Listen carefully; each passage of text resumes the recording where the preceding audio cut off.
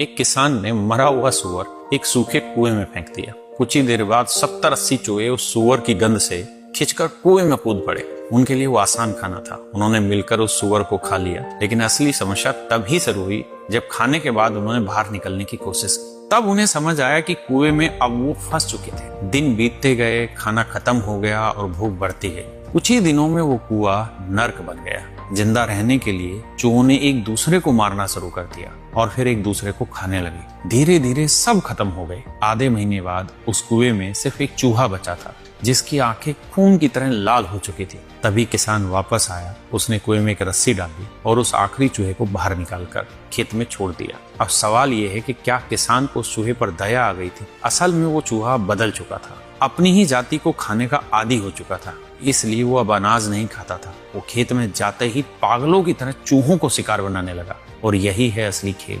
इसे कहते हैं डिवाइड ट्रैप, जहां ऊपर बैठे लोग खुद कभी नहीं लड़ते, बस ऐसा माहौल बना देते हैं जहां नीचे वाले लोग आपस में लड़कर एक दूसरे को खत्म कर देते हैं। और सच ये है, बहुत से लोग पूरी जिंदगी दूसरों को हराने में लगा देते हैं, लेकिन उन्हें कभी समझ नहीं आता कि वो खुद किसी और के खेल का हिस्सा बन चुके हैं। इसलिए किसी और के बनाए जाल में मत फंसो, और अगर कभी फंस भी जाओ तो लड़ो मत, बाहर निकलने का रास्ता ढूंढो। ये आप समझ सकते हैं मैंने किस कॉन्टेक्स्ट में बनाई। अगर आपको ये समझ आई तो आप बताइए मैं किस रेस्पेक्ट में बात कर रहा हूँ।